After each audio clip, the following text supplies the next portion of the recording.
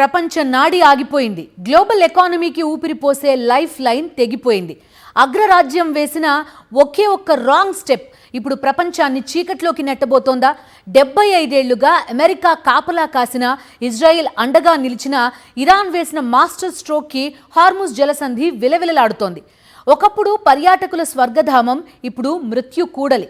ప్రపంచానికి అందే చమురులో 20% ఇరాన్ ఉరితాడు బిగించింది. అటు పర్షియన్ గల్ఫ్, ఇటు గల్ఫ్ ఆఫ్ ఒమన్ మధ్యలో 800కి పైగా భారీ ట్యాంకర్లు సముద్రం మధ్యలోనే చిక్కుకుపోయాయి.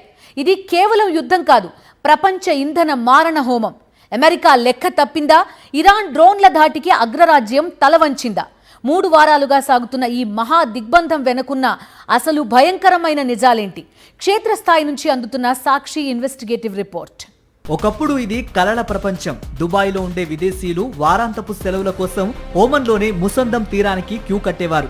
పచ్చని నీరు, చేపల వేట, రాత్రిపూట పడవలపై నక్షత్రాలను చూడటం, హర్ముజ్ జలసంధి అంటేనే ఒక అద్భుతమైన విహారయాత్ర. కానీ ఆ ప్రశాంతత ఇప్పుడు మచ్చుకైనా లేదు. ఫిబ్రవరి చివరిలో అమెరికా, ఇజ్రాయెల్ కలిసి ఇరాన్పై చేసిన దాడులు ప్రపంచ ముఖ చిత్రాన్నే మార్చేశాయి. దానికి ప్రతిచర్యగా ఇరాన్ తన అత్యంత శక్తివంతమైన ఆయుధాన్ని ప్రయోగించింది. అదే హర్ముజ్ దిగ్బంధం. ప్రపంచానికి అందే చమురు, గ్యాస్లో 5వ వంతు ఈ సన్నని మార్గం గుండానే వెళ్ళాలి. ఇప్పుడు ఆ మార్గం మూతపడ్డంతో ప్రపంచవ్యాప్తంగా ఇంధన ధరలు మంట పుట్టిస్తున్నాయి. చరిత్రలో ఎన్నడూ లేని విధంగా గత 3 వారాలుగా ఈ జలసంధి పూర్తిగా స్తంభించిపోయింది.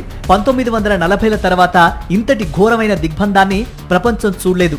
పర్షియన్ గల్ఫ్ వైపు 480 ట్యాంకర్లు, గల్ఫ్ ఆఫ్ ఓమన్ వైపు మరో 300 ట్యాంకర్లు దిక్కుతోచని స్థితిలో నిలిచిపోయాయి.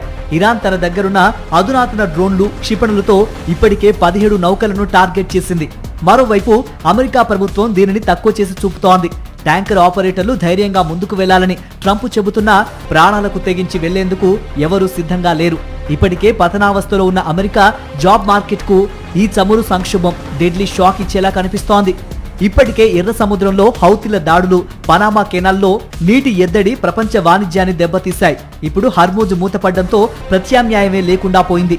భూమి మీద ఉన్న ప్రతి ఒక్కరిని ప్రభావితం చేసే ఈ మహా సంక్షోభం చివరకు ప్రపంచ యుద్ధానికి దారితీస్తుందా అన్న భయం ఇప్పుడు అందరినీ వెంటాడుతోంది.